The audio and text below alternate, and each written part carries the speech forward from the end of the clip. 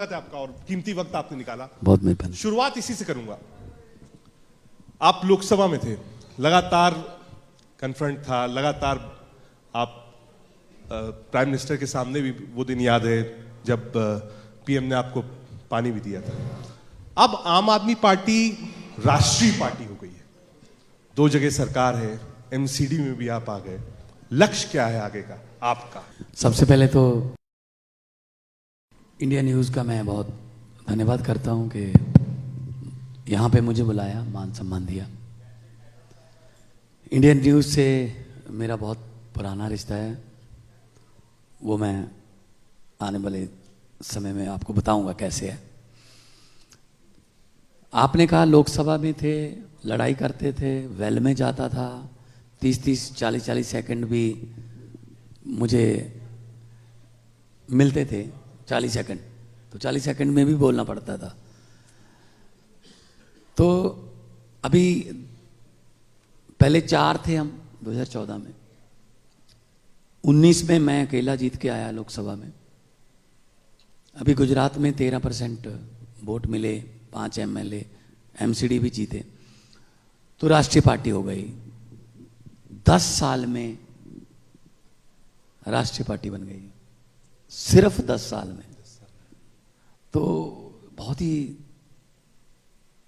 कमाल की बात है कि लोगों ने हमारे एजेंडे को एक्सेप्ट किया, स्कूल के एजेंडे को एक्सेप्ट किया, अस्पताल के एजेंडे को एक्सेप्ट किया, बिजली के एजेंडे को एक्सेप्ट किया, इंफ्रास्ट्रक्चर के और रोजगार के एजेंडे को एक्सेप्ट किया, और हम 10 साल में हम वहीं आते हैं, राष्ट्रीय पार्टी बन गए।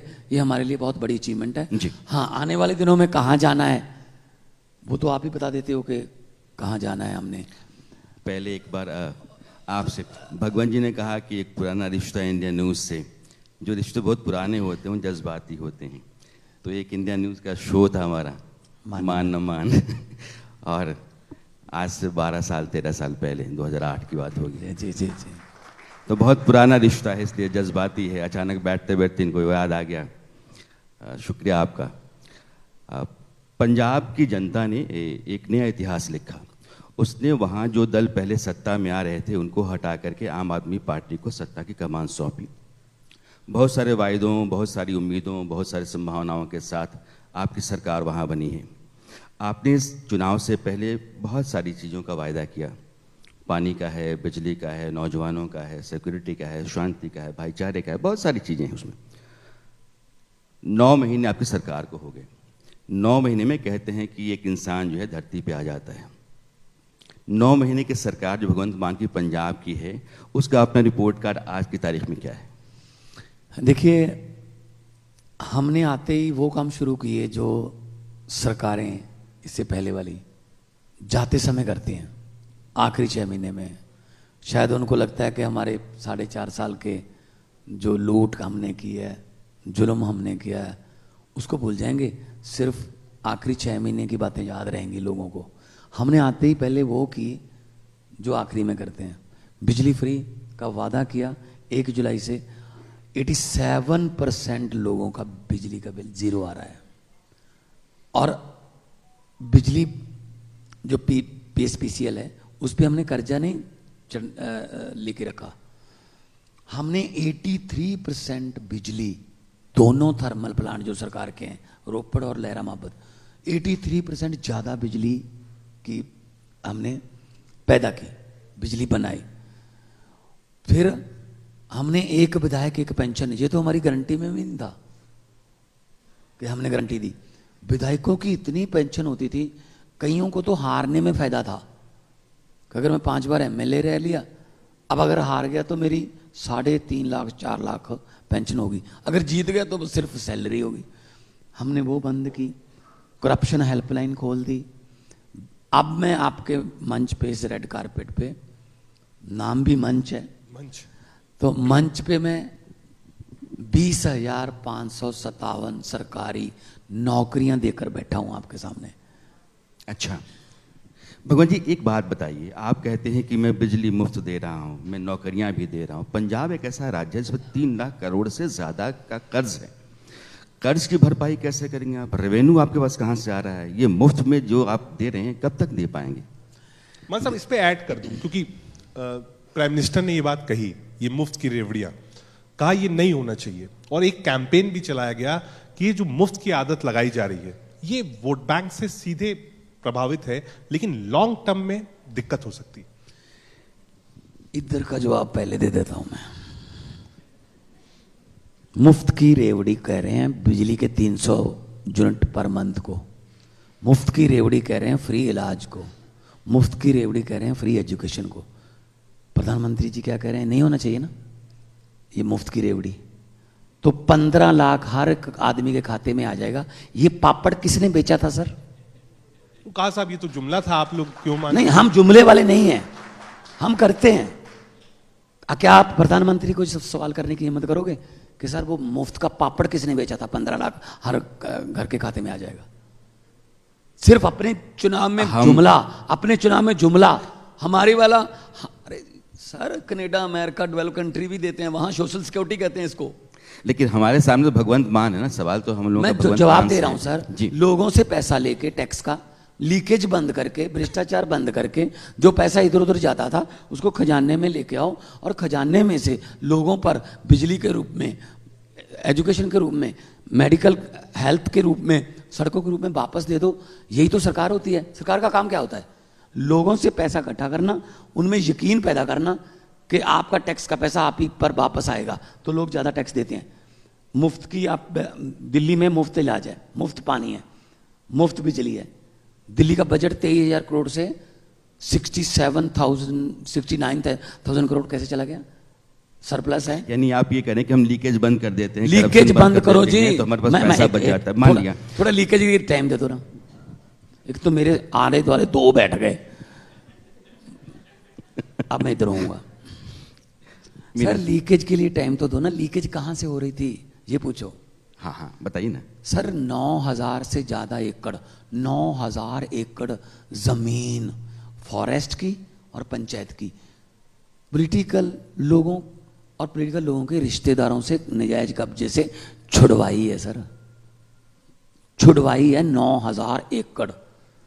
और करप्शन के लिए हमने हेल्पलाइन जारी की है, 250 आदमी अंदर है।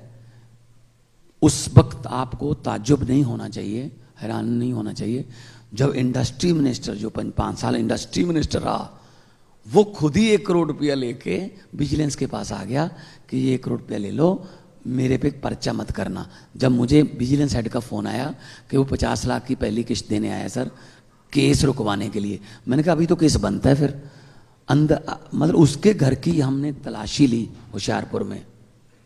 आप सोच सकते हो क्या मिला? चलो घर तो बहुत ही आलीशान घर होगा, बंगला होगा पूरा। उसके घर से नोट गिनने वाली मशीनें मिली हैं। किसी के घर पे नोट गिनने वाली मशीन होती है सर? बैंक में होती है। इसका मतलब उसका परिवार नोट गिन गिन के थक गया था कि जी हमसे हर रोज ये काम नहीं होगा, मशीन ले आओ। ये लीकेज बंद हुई है सर, ये लीकेज। ऐसे हम बिजली फ्री दे रहे हैं। लीकेज आपने बंद किया। आप जो आपके वायदे हैं उसमें एक था कि आप यहाँ से गैंग वॉर ख़त्म करेंगे, शांति लेकर के आएंगे।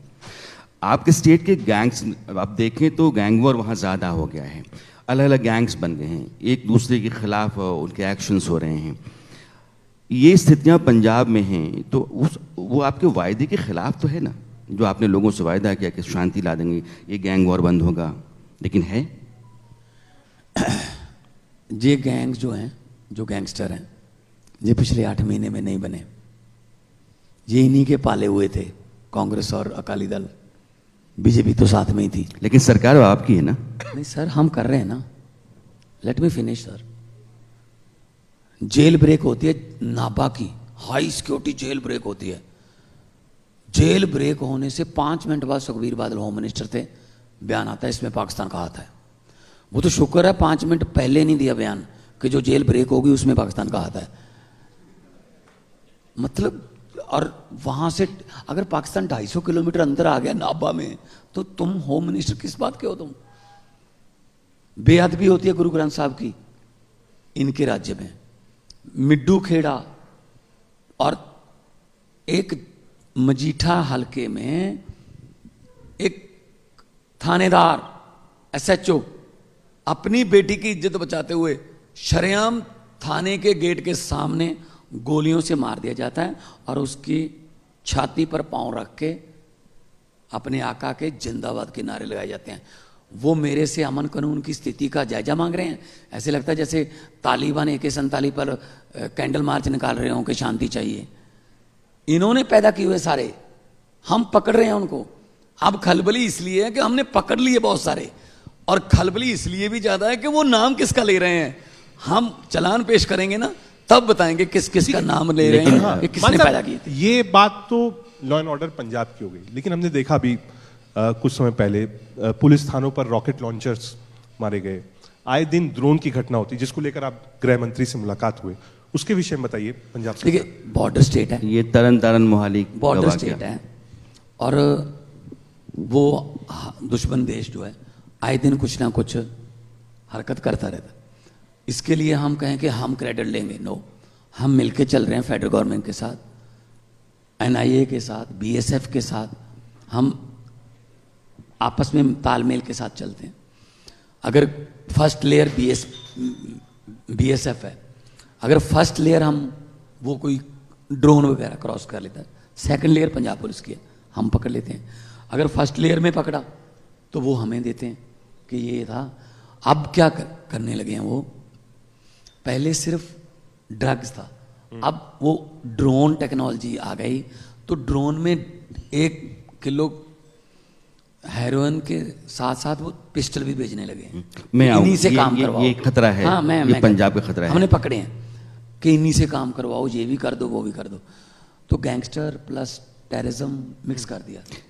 लेकिन हमारी BSF और हमारी पंजाब पुलिस इतनी सक्षम है कि हम नहीं जाने देंगे उसको अनट्रेस्ड। भगवान जी, मुझे थोड़ा पुलिस की मॉडर्नाइजेशन के लिए हमने मीटिंग की है माननीय गृह मंत्री अमित शाह जी से।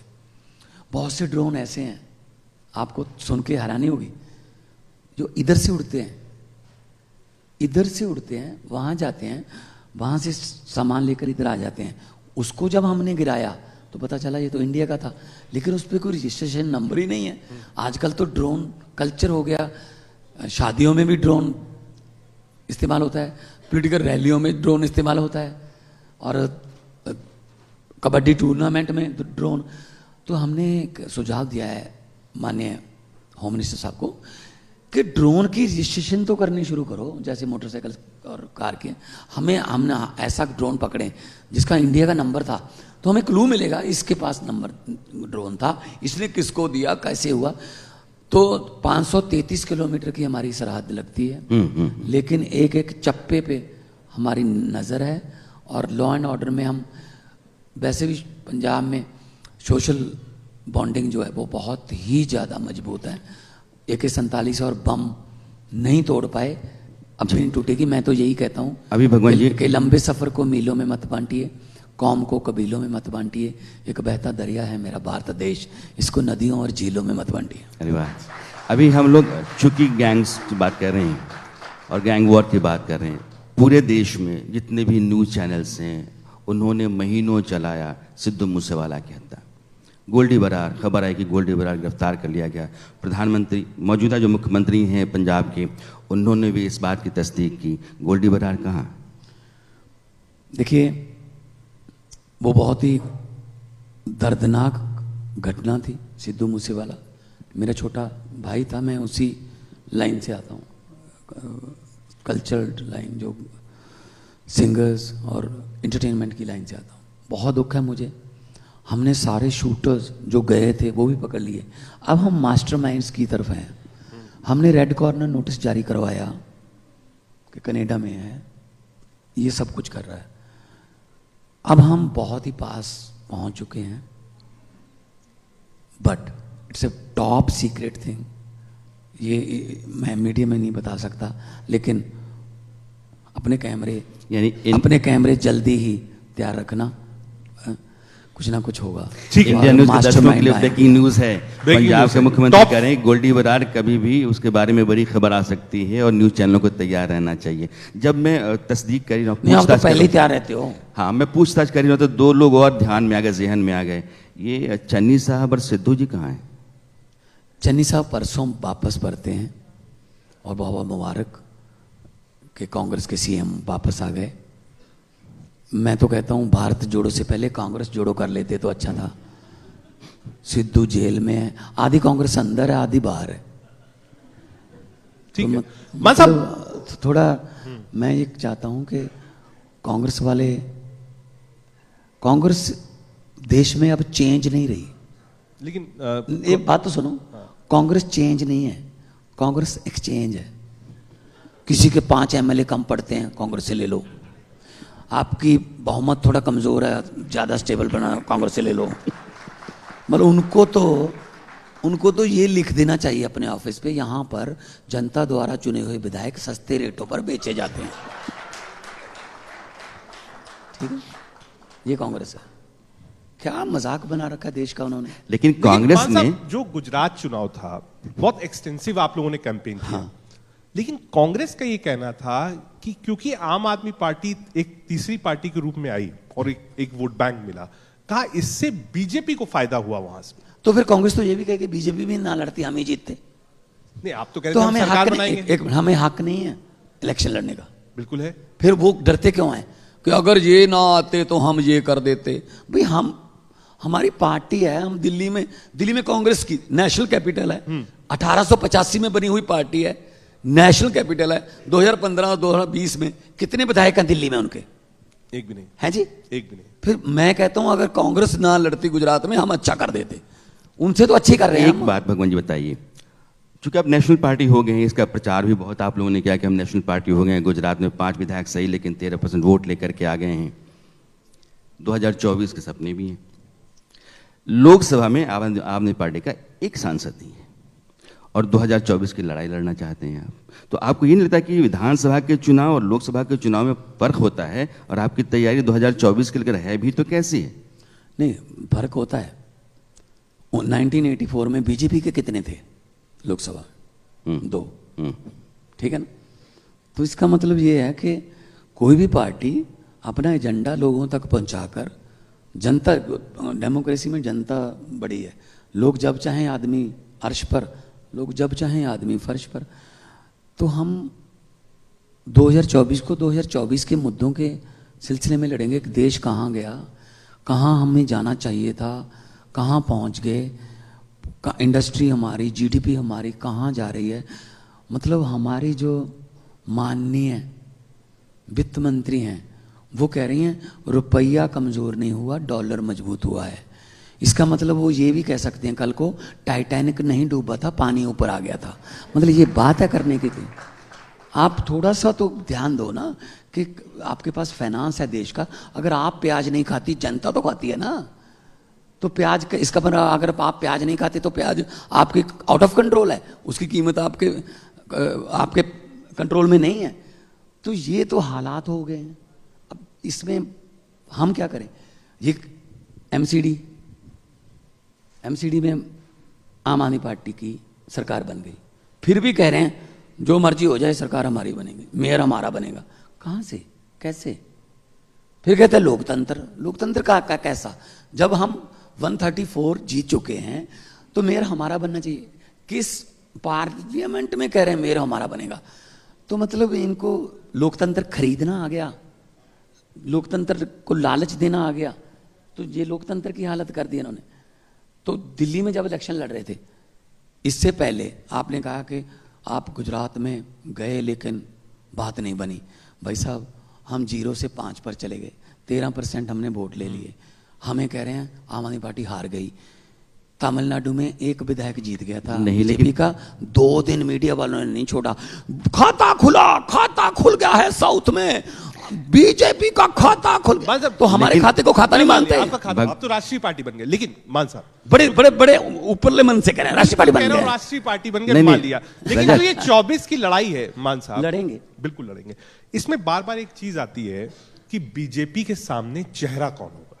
हमने कई बार सुना आम आदमी पार्टी के वरिष्ठ नेताओं ने कहा कि अगर बीजेपी से कोई लड़ सकता है तो वो केजरीवाल साहब लड़ सकते हैं। तो क्या ऑपोजिशन से अलग रहकर केजरीवाल साहब अकेले लड़ेंगे? आप मानते हैं पीएम मटेरियल हैं केजरीवाल साहब? नहीं, देखो, हमने कभी नहीं कहा हम किसी को हराने के लिए नहीं आए। हम 130 करोड़ जनता को जिताने के लिए आए हैं। पंजाब में भी आप कहते थे चेहरा कौन चेहरा कौन। पंजाब में लोग जीते हैं, मेरा तो बस नाम ही है। लोग जीते हैं, पंजाब के 3 करोड़ लोग जीते हैं, तो ये चेहरा देते हैं। आपने कभी उनसे पूछा कि हिमाचल में चेहरा कौन? नहीं दिया ना। कांग्रेस के चेहरे पर लड़ाई हुई, वो सुक्खू साहब बने हैं, मैं बधाई देता हूं उनको, हिमाचल के मुख्यमंत्री बने।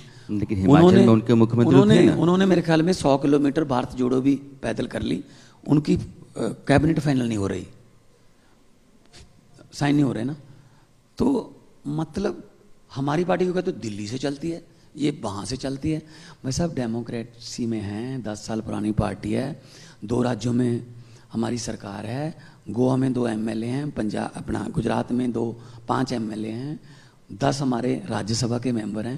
अब तो हमें पार्टी मान लो, अब तो पार्टी मान लो। बिल्कुल मान रहे हैं। नहीं, उसमें कोई दो राय है ही नहीं। देखिए, धीरे धीरे आपको समझना भी इतना आसान नहीं है, आम आदमी को तो बिल्कुल नहीं है। पहले आप एक दायरे में थे, वहाँ से नहीं जाना चाहते थे, फिर एक दायरे में गए, फिर आपने गुजरात, अब कहानी है, उत्तराखंड है, आप हिमाचल हैं, गुजरात हैं, आने वाले साल में कई राज्यों में चुनाव है, सबकी तैयारी आपकी है।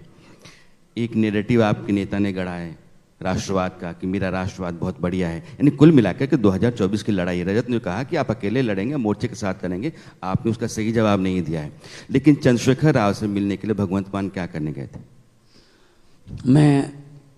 आप ये मत कहे कि मैं उनके साथ बिजनेस मीटिंग करने गया था। तेलंगाना के मुख्यमंत्री ने अनाउंस किया था, जब किसान आंदोलन चल रहा था दिल्ली की सरहदों पर, कि जितने भी किसान शहीद होंगे मैं 2 लाख रुपए उनको दूंगा। तो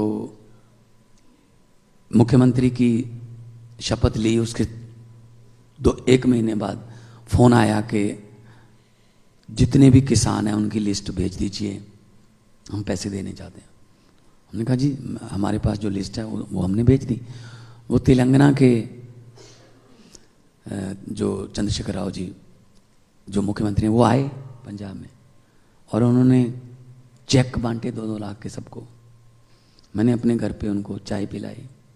अभी मैं चेन्नई और हैदराबाद इन्वेस्टमेंट का हम सबमिट कर रहे हैं, उसके लिए बुलाने के लिए गया, तो हैदराबाद गया तो उनका कटसी कॉल आया। मैंने आपसे घर इसलिए पूछा कि 2024 से पहले जो रिश्ते बनाए जाते हैं, जो रास्ते निकाली जाती हैं, उसके लिए तो नहीं गया आप? नहीं जी, मैं तो हैदराबाद वो भी तो विपक्ष को जोड़ रहे हैं ना, उन्होंने मोर्चा तैयार करने की तैयारी में भी है। उन्होंने कॉल किया, मुझे चाय पे बुलाया, मैं उनके घर पे गया। बाकी ऐसी कोई अपोजिशन या ये मेरे बस की बात नहीं है।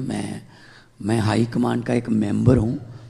बाकी बैठ के हमारी हाई कमांड अरविंद जी की राष्ट्रीय कार्यकारिणी अरविंद जी की अगुवाई में वो फैसले लेती है। ऐसे मेरी कोई औकात नहीं है कि मैं वहाँ पे जाके कोई ऐसा ऑफर दूं या कोई ऐसा। चलते चलते एक सवाल आखिर, क्योंकि आपका समय भी हो गया है। आपने पंजाब में बेइंतहा लोगों की सुरक्षा हटाई, नवजोत कौर की हटा दी, प्रगट सिंह की हटा दी, मुझे 120-22 लोगों की सुरक्षा हटा दी। तो सब लोग बेवजह सुरक्षा में थे या फिर कोई कारण था? मैं साहब इसमें ऐड भी कर दूं, क्योंकि गुजरात में आप कैंपेन कर रहे थे, तो मुझे बताया किसी ने कि जब आप लोग गुजरात जाते थे कैंपेन करने, तो वो जो सिक्योरिटी और प्रोटोकॉल्स की गाड़ियां होती थी, आपके पास तो ठीक आती थी, लेकिन केजरीवाल साहब के पास जो गाड़ियां आती थी वो पुरानी गाड़ियां भेज दी जाती थी, कई बार शॉर्ट किया जाता था। उस पर थोड़ा प्रकाश डालिए। इसका जनता से मैंने इसलिए पूछा क्योंकि आप अभी कुछ दिन पहले आए भी थे कि कुछ फंड्स था, वो नहीं मिला था। यही दिक्कत है। इस सवाल का जनता से क्या लेने देना? सेंटर से जो उनको केजरीवाल को पुरानी गाड़ी दे दी, मुझे नहीं दे दी, लोगों का क्या लेना देना इससे? आप कृपया आप अपने सवाल बदलिए, जनता के सवाल पूछिए मुझसे। ये बिजली फ्री कर दी, 0 बिल आया है 87 घरों को, 87% घरों को। सेंटर से कन्फ्रंटेशन जो है, जी हमें पुरानी दे दो, नहीं दे दो, गाड़ी होनी चाहिए बस। ठीक है। अच्छा, सेंटर से कन्फ्रंटेशन का मामला है। सेंटर से कन्फ्रंटेशन, समय आपने कहा था फंड्स हमारे हैं रूरल डेवलपमेंट के नहीं मिले। करते हैं, हमें कोयले के चक्कर में डाल दिया। ये भगवंत मान साहब, ये उठाना चाहता हूं मैं। उड़ीसा में एक महानदी कोल माइन है, वहाँ से पंजाब कोल लेता था और रेल से आता था।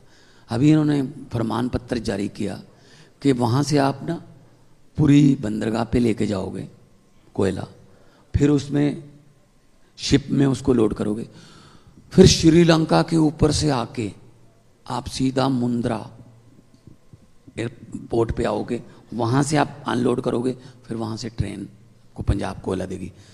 इतनी ऑडियंस बैठी है। मुझे बता दो, अगर उड़ीसा से पंजाब आना है तो वाया श्रीलंका आते हो? वाया श्रीलंका, वाय 4 गुना महंगा पड़ रहा है हमें कोल। तो हमने कहा सर ये तो बहुत ही ज़्यादा मतलब तुगलकी फरमान है ये तो कहती हाँ ये तो है, हाँ चलो ठीक कर लेंगे। हमने अपनी कोल माइन चालू की पचवाड़ा में, झारखंड में। 70 लाख मीट्रिक टन हम कोयला निकालेंगे। अब पिछले हफ्ते पहली ट्रेन आई थी, तो हमने कहा जी हमारे पास 2 ही सरकारी थर्मल प्लांट हैं, उनके लिए तो बहुत ज़्यादा है। जो हमारे पीपीए के अंडर है वो कोयला महंगा ले रहे हैं, हाँ। हम उनको सस्ता कोल दे देते हैं हमारे वाली माइन से, उनका टैरिफ भी नीचे करवा लेंगे, फिर सस्ती बिजली कहते दे दो, लेकिन 800 रुपीज पर टन हमें रॉयल्टी दो। भाई साहब को माइन हमारी, ट्रेन का हम किराया दे रहे हैं, रॉयल्टी किस बात की? तो मैंने एचएम साहब से मिला था कि अगर राज्यों को कुछ देना नहीं, कम से कम छीनो तो मत। ऑलरेडी हम डेट में, आपने कहा 2.25 लाख करोड़ का कर्जा है, हम अपने पैरों से खड़े हो जाएंगे, लेकिन कम से कम हमारी बांह मरोड़ के आप पैसे तो मत लो। 250 करोड़ रुपया आरडीएफ का रोक रखा है, तो सेंटर हमसे पैसे क्यों मांग रहा है? हाँ, पठानकोट में हमला हुआ, हमला तो देश पर ही था जब पठानकोट आए थे। 8.5 करोड़ का बीएसएफ का बिल भेज दिया कि जी 8.5 करोड़ रुपया खर्चा हो गया। मतलब पंजाब को मिलिट्री रेंट पे लेनी पड़ेगी अब, कि पंजाब को देश का हिस्सा नहीं मानते ये। तो मैंने, जब मैं एमपी था तब मैंने कहा जी मेरे एमपी लेयर से काट लो, अब मेरे एमपी लेयर से पैसे ले लो। मतलब हम पंजाबी 90% कुर्बानियां देश को याद करवाने में, अभी भी हमारे सीने वहां पे तने हुए हैं। चाइना और पाकिस्तान के बॉर्डर पे पहली गोली पंजाबियों के सीने में आती है, हमसे मिलिट्री के पैसे मांग रहे हो आप। वो मामला हिंदुस्तानियों का है, और मुझे लगता है कि एजेंसीज के लिए खर्चे जो होते हैं ना, उनका एक तरीका होता है। सर अगर वो आगे आ जाते, निकल आते, वो पठानकोट से दिल्ली आ जाते, मुंबई आ जाते, तो देश पे हमला था। देश पे हमला रोकने के पैसे दें हम ऑलरेडी बहुत सी कुर्बानियां दे चुके हैं। ऐसा नहीं होना चाहिए कि अगर आपकी सरकार वहां नहीं बनी, चलो सरकार तो क्या बनेगी, 2 एमएलए हैं सर पंजाब में। 117 में से 2 स्कूटर पे भी आ सकते हैं, हम कोई उनका चलान नहीं करेंगे डबल सवारी का। मतलब फिर भी आप ऐसा कर रहे हो कि ये क्यों आ गए। इनको राज्यपाल हमारे फुल स्टेट है, हमारे गवर्नर साहब वो कहते हैं एसएसपी हटा दिया आपका चंडीगढ़ से, जबकि एसएसपी चंडीगढ़ में पंजाब का होता है, डिप्टी कमिश्नर होता है हरियाणा का। अब इशारा तो उन्होंने कहा कि जी क्यों हटा दिया? हमने कहा क्यों? कहते मैंने कहा मुझे क्यों नहीं बताया आपने? कहते जी टेलीफोन पे बता दिया था आपके सीएस को, चीफ सेक्रेटरी को टेलीफोन पे बता दिया था। मैंने कहा ऐसा करते हैं, अब हम अगली विधानसभा भी शुरू करेंगे तो टेलीफोन पे बता देंगे राज्यपाल को कि हम विधानसभा शुरू करने जा रहे हैं। कागज पत्र कोई चीज नहीं होती। मतलब लोकतंत्र का ये मजाक। टकराहटें हैं, वो जहां बीजेपी की सरकारें नहीं है वहां गवर्नर स्टेट के बीच में टकराहटें चल रही हैं, लेकिन आपने आकर के समय निकाला, अपनी बात रखी और शानदार तरीके से रखी।